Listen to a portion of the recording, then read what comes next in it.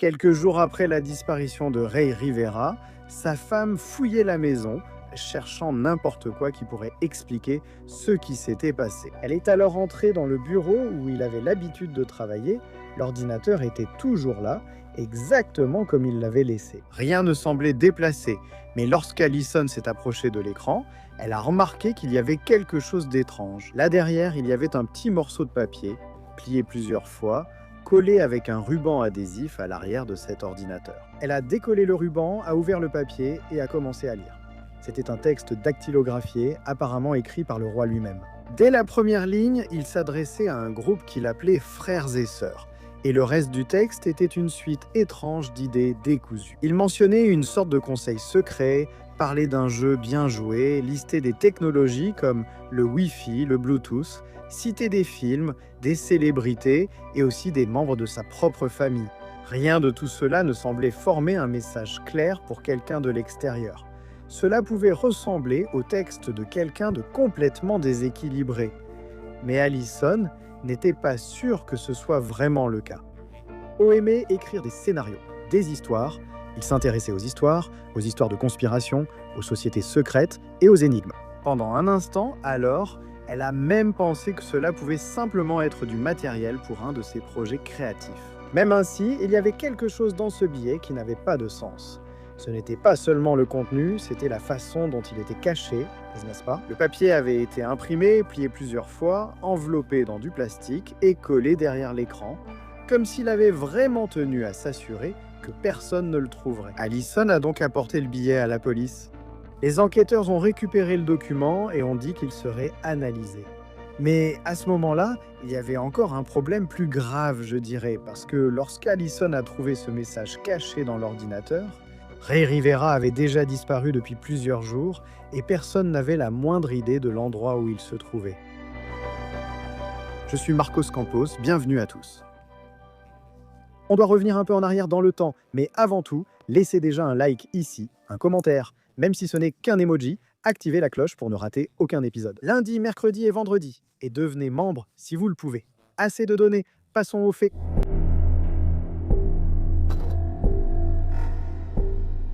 Rivera avait 32 ans et vivait à Baltimore, dans l'État du Maryland. Lui et Allison venaient de s'y installer récemment. Le déménagement a eu lieu parce que Ray a trouvé un emploi dans une entreprise appelée Stanberry Associates, qui produisait des bulletins financiers. Ils envoyaient des emails, offraient des conseils, et ces bulletins, disons, étaient envoyés aux abonnés qui payaient pour recevoir des recommandations d'achat et de vente d'actions. D'autres éléments ici peuvent, selon moi, être vus comme un maillon de cette chaîne. Pourquoi les considérer ainsi? Pour la raison suivante, le travail était donc d'écrire des textes sur le marché financier, n'est-ce pas? Il y a un problème ici. Parfois, les spécialistes en investissement se trompent. Et tu vois, la formation du roi n'avait rien à voir avec ça. C'était vraiment différent. Avant d'aller à Baltimore, il travaillait principalement dans la production vidéo, l'écriture de scénarios, il faisait des projets, du freelance. Autrement dit, rien à voir avec ce qu'il faisait là-bas. Il n'a obtenu ce travail que parce qu'il était ami avec le propriétaire de l'entreprise. Tu sais, ces circonstances de la vie, et il a fini par être embauché. Même ainsi, il prenait son travail très au sérieux. Il faisait des recherches, écrivait et essayait de produire des analyses financières qui semblaient fiables. Mais Allison savait qu'il faisait des efforts dans un domaine qui n'était pas vraiment le sien. Disons, ce n'était pas exactement sa spécialité. Et les recommandations qu'il a publiées n'ont pas fonctionné. Et dans le monde des investissements, cela signifie quelque chose de terriblement simple.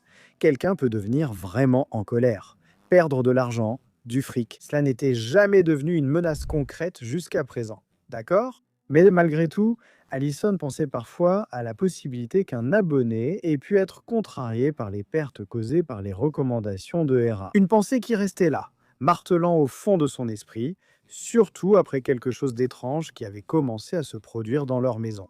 Voyez-vous, dans la nuit du 16 mai 2006, vers 1 h du matin, Allison s'est réveillée effrayée. Oui, l'alarme de la maison s'était déclenchée et elle était inquiète. Elle s'est réveillée, s'est levée du lit et a appelé le. Elle était encore un peu désorientée, mais elle devait voir ce qui se passait, n'est-ce pas? La chambre était complètement sombre, mais elle a pu voir que le roi était en train de se lever. Voilà aussi. Il a donc demandé la batte de baseball près de la chambre. Et tous les deux, sans dire grand-chose, sont sortis et se sont dirigés vers les escaliers de la maison. Allison a suivi son mari. Les deux sont descendus rapidement à l'étage inférieur, tandis que l'alarme continuait de sonner. Lorsqu'ils sont arrivés dans le salon, ils ont allumé les lumières. Les deux ont alors commencé à regarder autour de la maison, là, mais rien, ils n'ont vu personne, rien d'alarmant, rien de visible, toutes les portes étaient fermées. Cependant, lorsqu'ils ont regardé une certaine fenêtre de la maison, ils ont remarqué qu'elle était légèrement ouverte. Bien sûr, cela les a rendus méfiants, enfin n'est-ce pas?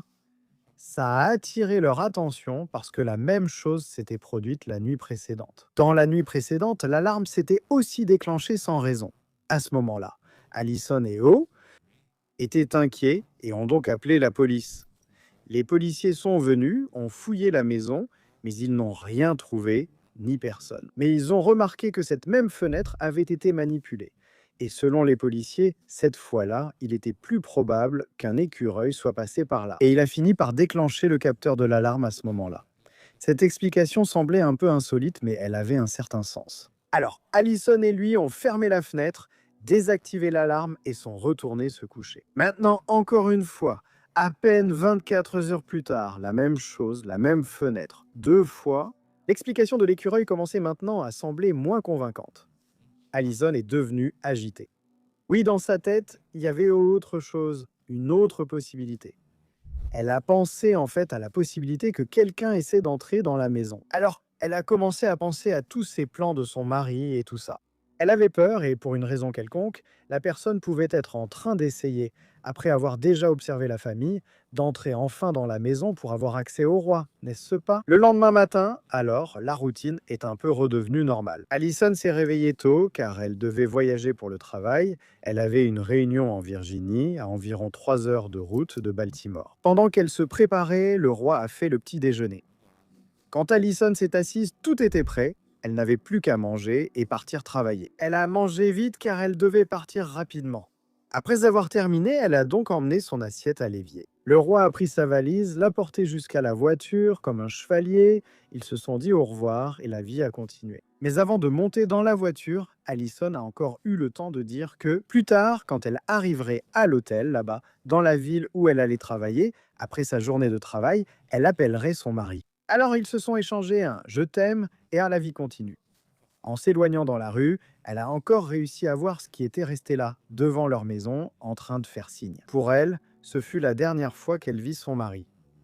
Le voyage jusqu'en Virginie a duré environ 3 heures. Allison a travaillé toute la journée et épuisée en début de soirée, elle est arrivée à l'hôtel vers 6h30, a fait son enregistrement puis est entrée dans sa chambre. Là, elle a fait des choses banales, elle a enlevé son manteau, rangé sa valise, elle était vraiment fatiguée. Le plan donc était très simple, prendre une douche, téléphoner, regarder un peu la télévision et dormir. Elle a pris son portable, puis elle a appelé son mari, le téléphone a sonné plusieurs fois, puis est tombé sur la messagerie. C'était vraiment inhabituel. Il répondait toujours quand sa femme appelait, d'autant plus qu'il savait qu'elle appellerait probablement. D'ailleurs, elle l'avait dit quand ils se sont quittés ce matin-là. Alors, elle a attendu encore un moment là-bas et a essayé de nouveau, mais c'est encore tombé sur la messagerie. Ça a commencé à l'inquiéter, n'est-ce pas? Alors, elle s'est souvenue que cette semaine-là, il y avait quelqu'un chez eux, là-bas à Baltimore, une collègue de travail d'Allison, appelée Claudia. Elle était hébergée là-bas à la maison pour quelque temps. Allison a tout de suite pensé à son amie et l'a appelée. Claudia a répondu et demandé « Où est le roi ?» J'essaie de le joindre. Il ne répond pas. Il est là? Claudia a répondu que le roi n'était pas à la maison et elle a raconté qu'elle avait entendu un appel téléphonique auquel il avait répondu. Selon Claudia, en fin d'après-midi, vers 17 ou 18 heures, autrement dit, il n'y a pas longtemps, n'est-ce pas? Depuis que sa femme a essayé de l'appeler. Bon, à peu près à cette heure-là. Selon Claudia, il était à la maison, utilisant son ordinateur de travail près de la chambre où elle logeait. Depuis la chambre d'amis, elle a entendu le roi répondre au téléphone. Elle n'a pas entendu grand-chose, mais elle a entendu quelque chose. Disons que c'est un maillon de plus dans cette chaîne. En fait, 2 mots. Oh mince. Juste après ça, alors, elle a entendu des pas, là, dans le couloir de la maison, très pressé comme ça. Ensuite, elle a entendu la porte claquer et la voiture partir, les pneus crissant, tu sais, à grande vitesse. Claudia. Lorsqu'on lui a demandé si elle savait ce qu'il avait dit, elle a répondu ignorer. Elle ignorait où il était et lors de l'appel de son ami, il n'avait toujours pas donné de nouvelles ni revenu, ni appelé. Allison a entendu tout cela, essayant de garder l'esprit calme, essayant de comprendre ce qui aurait pu arriver à son mari. N'est-ce pas? La situation était plus qu'insolite, mais elle n'a pas encore paniqué. Pas à ce moment-là. La première chose qui lui est venue à l'esprit, c'est que cela pouvait être une urgence, un malentendu. Bientôt, les choses s'arrangeraient, peut-être. Non? Un engagement professionnel, comme ça, à la dernière minute, un ami ayant besoin d'aide. Qui sait, peut-être même un problème familial. Bref, Allison essayait de trouver une raison à cette disparition soudaine de son mari. Comme ça, sans prévenir. Alors elle a remercié Claudia, lui a souhaité une bonne nuit et a raccroché. Elle s'est donc allongée sur le lit de l'hôtel et a attendu que son mari la contacte. Mais il ne l'a pas fait. Alors, Allison a passé toute la nuit là, un peu angoissée. Elle a fini par s'endormir. À certains moments, elle essayait encore d'appeler son mari, mais rien. Entre le désespoir et un peu de sommeil par-ci par-là, vers 17h30, elle s'est réveillée en sursaut, en fait, pleine d'espoir parce que son téléphone sonnait.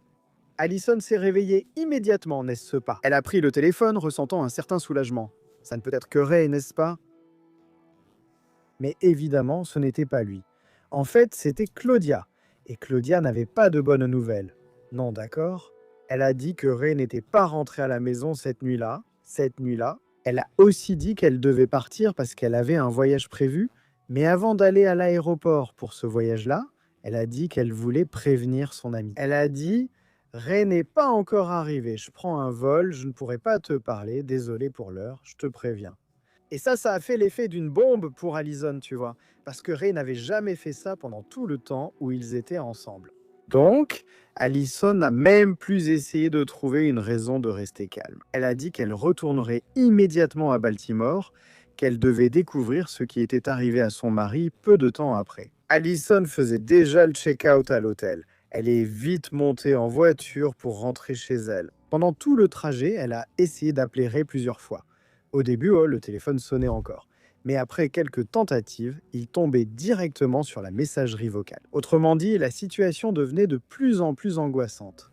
Il était probable maintenant que son téléphone était tout simplement à court de batterie, non? Ou alors il était dans une zone sans réseau. Pendant qu'Allison conduisait sur la route, elle a commencé à ressentir quelque chose, vous savez, ce pressentiment, que quelque chose de très grave était en train de se passer. Bien sûr, elle n'avait aucune preuve ni raison, cela lui traversait l'esprit, c'était un vide total. Mais l'intuition, ce petit quelque chose en plus, était là, dérangeant, comme si quelque chose était en train de se passer. En chemin, elle a commencé à passer des appels, elle a appelé le travail de Ray, elle a appelé ses amis, aussi sa famille, tout le monde qui pouvait avoir une réponse. Mais personne ne savait rien. Surtout, elle demandait à propos de cet appel qu'elle lui avait passé. Qui l'a appelé?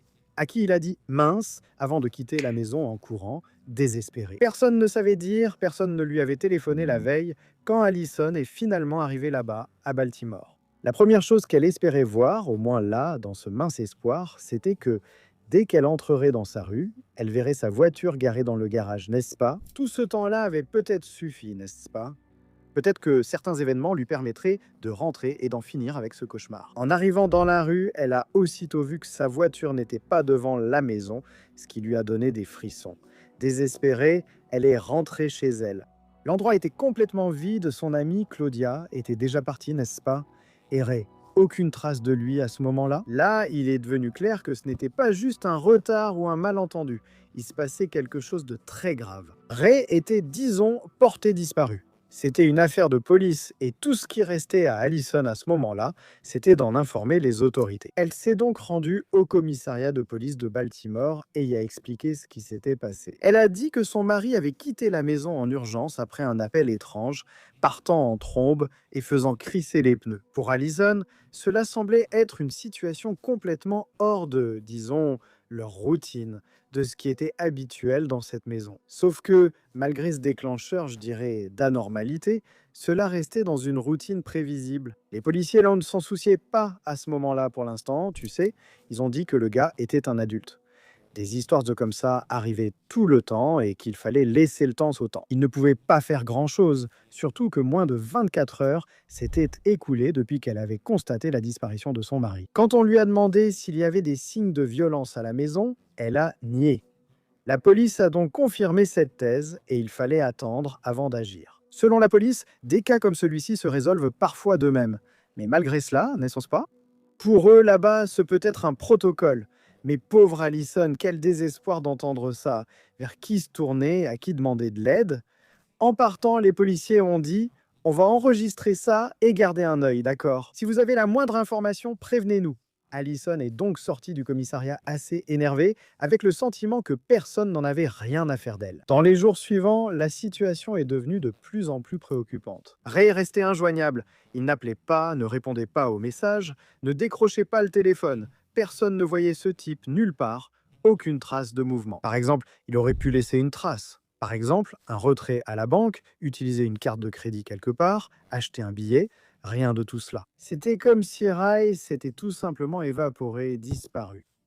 Quand la nouvelle a commencé à circuler parmi les amis et la famille, plusieurs personnes ont décidé d'aller à Baltimore pour aider aux recherches.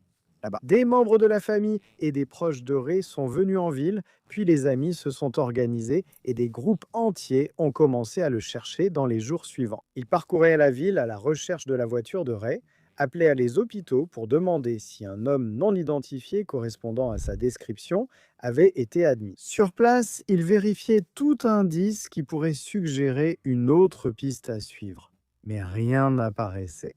Ni l'hôpital n'avait de registre, ni aucun commissariat n'avait trouvé quelqu'un correspondant à son profil, ni aucune caméra de surveillance n'indiquait où il était allé. Pendant ce temps, Allison restait là, ruminant cette angoisse encore et encore, retournant à la police pour demander de l'aide. Mais sans nouvelles preuves, l'enquête avançait à pas de fourmi, très lentement. Et c'est dans ce contexte que, quelques jours après la disparition, Allison a décidé de retourner examiner la maison avec plus d'attention. Elle a alors commencé à regarder pièce par pièce, tiroir par tiroir, chaque petit recoin. L'idée était très évidente et simple. Si Ray était parti en courant après avoir reçu un appel, peut-être qu'il aurait pu laisser un indice. Peut-être une note, quelque chose d'inachevé là, puisqu'il utilisait l'ordinateur, un document, etc. Et c'est pendant ces recherches qu'Allison est entrée dans l'espace où se trouvait l'ordinateur de son mari. Exactement l'endroit où Claudia avait entendu Ray parler. Cet appel étrange. Allison a commencé à fouiller le bureau, à regarder chaque détail. Elle a déplacé quelques papiers, puis elle a commencé à regarder sur l'ordinateur de Ray. C'est alors qu'elle a vu quelque chose d'étrange derrière l'écran. Il y avait là un petit objet attaché. C'était un morceau de papier plié plusieurs fois, et ce papier était fixé avec du ruban adhésif. Un plastique le protégeait et il était collé là, à l'arrière de l'écran. Sans aucun doute, cela n'était pas là par hasard, n'est-ce pas? On aurait dit que c'était caché exprès. Allison a retiré le ruban, ouvert le plastique et déplié le papier. À l'intérieur, il y avait une lettre. Alors elle a commencé à la lire, et ce qui était écrit, c'est ce dont je vous ai parlé dans l'introduction. Vous vous souvenez des choses un peu étranges, décousues, mais pour ceux qui voyaient ça, cela semblait complètement hors contexte. Le document pouvait ressembler au texte de quelqu'un traversant soudainement une confusion mentale. Mais Allison ne l'a pas interprété de cette façon, du moins pas à première vue. Elle savait que Ray, comme je l'ai dit, aimait écrire. Il avait déjà travaillé dans ce domaine. C'était même sa spécialité, n'est-ce pas? Elle savait qu'il avait un grand intérêt pour ce genre d'histoire, de conspiration, de codes secrets, de sociétés secrètes. C'est pourquoi sa première hypothèse a été différente, n'est-ce pas? Peut-être que ce n'était qu'un matériel, un scénario qu'il gardait là, mais malgré tout, ce détail l'a dérangé, n'est-ce pas? Parce que si c'était un scénario, quel était le sens de le garder aussi bien caché et protégé, n'est-ce pas? Allison a donc décidé d'apporter le billet à la police. Les enquêteurs ont recueilli le document comme preuve et ont dit qu'ils allaient y jeter un œil. Avec tout ce que j'ai déjà raconté, tu te demandes s'ils vont vraiment regarder. Alors, les jours continuaient de passer sans aucune nouvelle de Ray. Et la seule nouveauté, c'était peut-être le fait que, maintenant, en plus de la déclaration officielle de disparition, la police avait aussi ce billet insolite trouvé sur l'ordinateur. Mais la vérité, c'est que rien de tout cela ne menait vraiment à une piste concrète pour l'enquête, n'est-ce pas? Pendant tout ce temps, les amis étaient là. La famille aussi, se déménant, essayant de trouver un indice. Ils ont parcouru différents quartiers de Baltimore, sont passés par des parkings, ont vérifié les rues proches du centre-ville et ont demandé dans des établissements si quelqu'un avait vu un homme correspondant à la description de Ray. Et c'est au cours de l'une de ces recherches que la première véritable piste de l'affaire est apparue. Le 22 mai, 6 jours après la disparition, les parents d'Allison conduisaient dans le centre de Baltimore, essayant de trouver le moindre indice sur Ray. Et à un certain moment, ils sont passés devant un parking dans le centre-ville. Là, ils ont vu quelque chose qui a attiré leur attention. La voiture garée à cet emplacement ressemblait exactement à celle de Ray. Ce qu'ils ont fait, c'est qu'ils se sont arrêtés, sont descendus de la voiture, sont allés vérifier, et quand ils se sont approchés, c'était en effet la voiture de Ray. Le pare-brise avait déjà des contraventions de stationnement, ce qui signifiait que la voiture était là depuis longtemps, plusieurs jours. Immédiatement, ils ont donc appelé la police pour vérifier. Peu de temps après, les policiers sont arrivés sur place. Allison, évidemment, a aussi été prévenu et s'est précipité là-bas. À son arrivée, des policiers examinaient déjà la voiture. Des journalistes curieux sont arrivés et la découverte de la voiture d'un homme disparu en centre-ville s'est vite répandue. Elle s'est vite répandue et a circulé. La voiture était garée près d'un pâté de maison dominé, disons, par un bâtiment assez connu dans la ville, l'hôtel Belvédère. Le bâtiment avait été à l'origine un hôtel historique, mais à cette époque, il servait principalement de complexe d'appartements et de bureaux, c'est-à-dire un mélange de résidentiel et de commercial. La voiture de Ray était garée à une place toute proche. Les policiers ont donc commencé par examiner l'intérieur du véhicule. Rien ne semblait anormal, aucun signe que la voiture ait été forcée. Le portefeuille de Ray était toujours là. Dentro do carro. O celular, no entanto, Il n'y avait rien qui indiquait que quelqu'un avait pénétré dans cette voiture, ce qui laissait entendre que Ray, de son propre chef, avait conduit jusque-là. Il a garé la voiture tranquillement, il a dû sortir du véhicule, et après cela, il a tout simplement disparu. Il s'est volatilisé sans laisser de traces. L'amende de stationnement a permis d'établir un point clé dans la chronologie de l'affaire. L'heure enregistrée indiquait que la voiture était là, à cet endroit, depuis la nuit du 16 mai exactement. noite em que ele recebeu aquela ligação. Étrange, et il a disparu. Il est sorti de chez lui. Donc cela laissait entendre que probablement il était sorti de chez lui et était allé directement là-bas. Mais la question était pourquoi il est allé là-bas à cette heure de la nuit. Ce n'est pas comme ça, sans raison, enfin. Quoi qu'il en soit, cette découverte de la voiture a donné un nouvel élan pour essayer de retrouver Ray. Jusqu'à ce moment-là, beaucoup de gens considéraient encore la disparition comme quelque chose, peut-être une explication simple, peut-être une disparition volontaire. La situation étant plus grave, la presse a accordé davantage d'attention à l'affaire. Ils ont commencé à aider dans les recherches et la zone autour de l'hôtel Belvédère a été examinée avec le plus grand soin possible.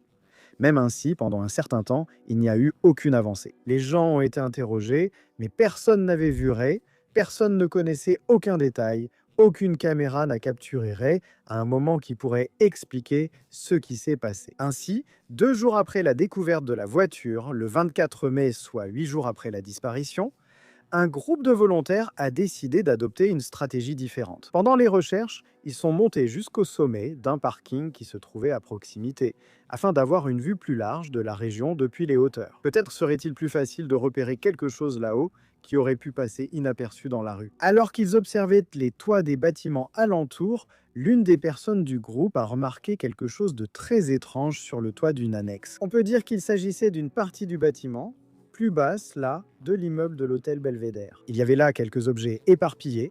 De loin, cela ressemblait à une tongue, une paire de tongs. Il y avait aussi des lunettes, un téléphone portable, mais ce n'était pas la partie la plus insolite, disons.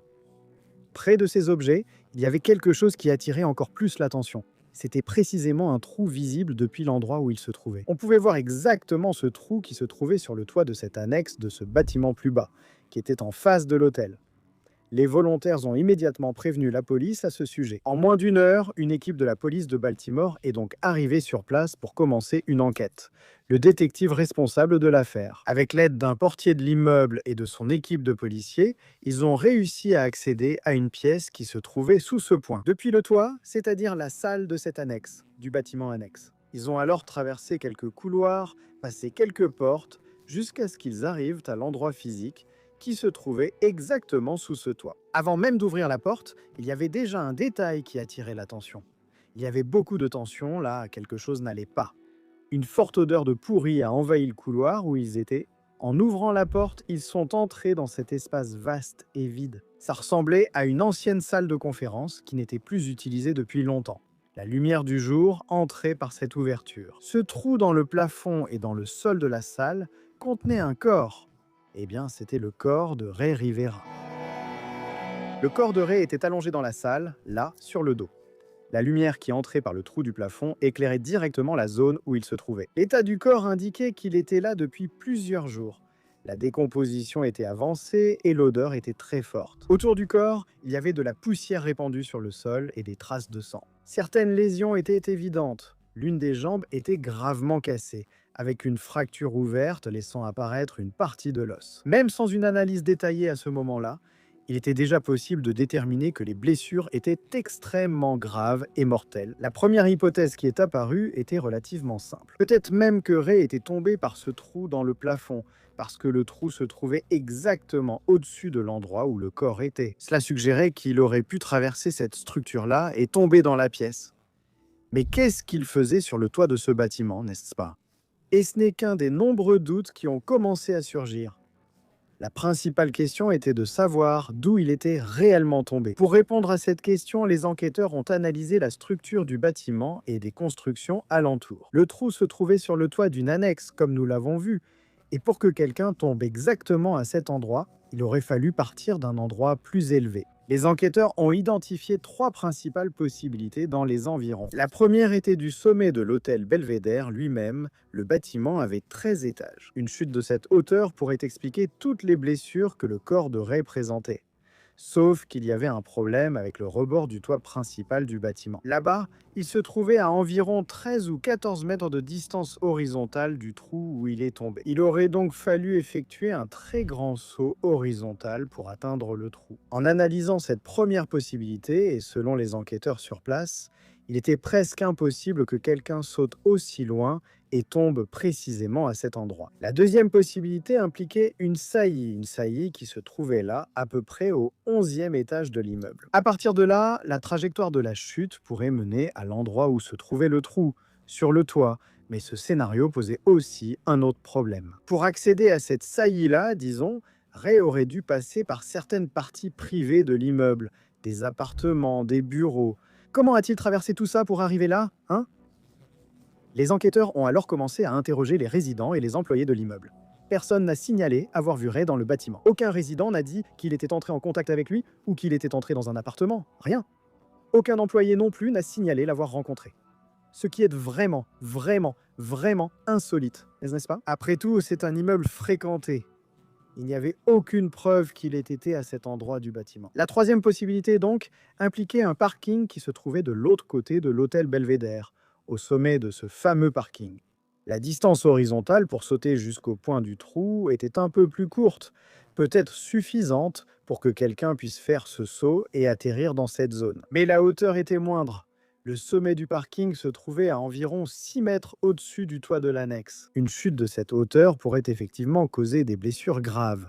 Mais les médecins qui ont examiné le corps ont noté que les blessures de Ray étaient bien plus graves que prévu. Pour une chute d'une telle hauteur, voire plus basse, la hauteur paraissait insuffisante pour expliquer tous ces traumatismes. Alors que les enquêteurs examinaient ces 3 possibilités, d'autres détails de la scène ont commencé à attirer l'attention. Sur le toit, près du trou, se trouvaient les objets personnels dont je vous ai parlé, non? Il y avait là une partie de sandales, un téléphone portable, ses lunettes. Bien sûr, ces objets ont été analysés. Leur position là-bas attirait l'attention car ils n'étaient pas dispersés, comme s'ils étaient tombés en même temps que Ray. Ils étaient alignés là, comme s'ils avaient été placés, posés là.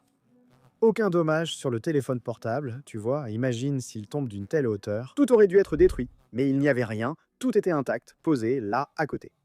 Mais il y a un détail insolite dans cette affaire. Après tout, on s'attendait à ce que tout ça soit cassé aussi ou soit tombé en bas avec lui. Et puis, il y a eu l'examen de nécropsie, l'autopsie, et cet examen a apporté plus de questions que de réponses. Les médecins ont confirmé que Ray avait de graves fractures multiples, ainsi que des blessures sévères aux jambes et ailleurs sur le corps. Mais certaines caractéristiques des blessures ne correspondaient pas parfaitement à l'idée d'une chute directe et simple, de grande hauteur. L'enquête a alors commencé à devenir de plus en plus complexe et embrouillée. Les détectives avaient un corps, ils avaient une possible chute à travers un toit, mais ils n'arrivaient pas à déterminer exactement d'où cette chute aurait eu lieu. Face à ces doutes, les enquêteurs ont décidé de réexaminer les preuves déjà en possession de la police. Le billet étrange trouvé là, sur l'ordinateur où Ray travaillait, qui a été découvert par Allison, sa femme. Le document a été envoyé pour une analyse spécialisée et les résultats de cette analyse ont commencé à avoir de l'influence. Le prendrais-tu? À partir de là, la police a décidé d'envoyer le document à l'analyse du FBI. Des spécialistes ont examiné le contenu du texte et le format du message. Ils ont observé la structure de l'écriture, la façon dont les thèmes étaient mélangés et la succession d'idées apparemment déconnectées. La conclusion de l'analyse a attiré l'attention des enquêteurs.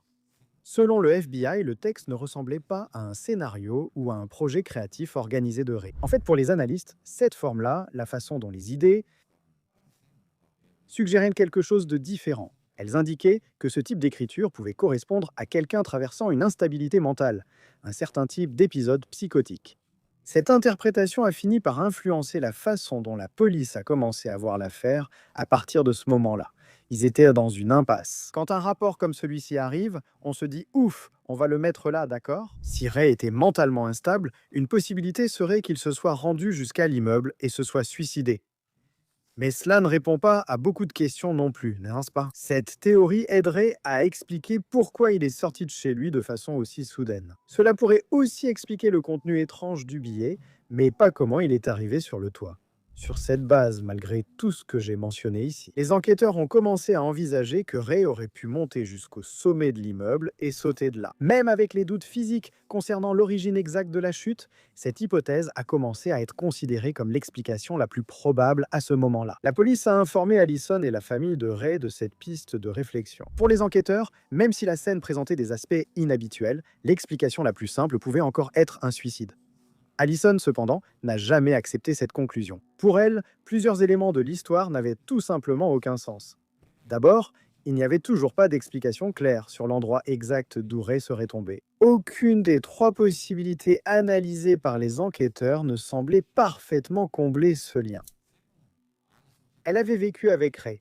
Pendant de nombreuses années, elle n'avait jamais vu aucun signe pouvant indiquer un quelconque trouble psychologique. Il avait des projets, des plans, un travail, c'est-à-dire qu'il avait une vie qui montrait qu'il regardait vers l'avenir. Mais il y avait un autre point qui dérangeait Allison. L'appel téléphonique que Claudia avait entendu. Le gars pensait à faire ça avec lui-même, mais cet appel, il venait de qui? Parce que, réfléchi, le gars reçoit l'appel, il répond, il reste silencieux, puis soudain, il lâche. Oh merde! Et il part en chantant. Le pneu. C'est très insolite. Pour Allison, la femme de Ray, ça ressemblait à une situation d'urgence, que ce soit réel ou non. C'est une autre histoire. La police a alors essayé de retracer l'origine de cet appel, et ils ont réussi à identifier cet appel. Elle venait de l'entreprise où Ray travaillait, ou plutôt, où Ray travaillait, la Stenberry et Associés. Cela a évidemment soulevé beaucoup de questions, plusieurs pistes.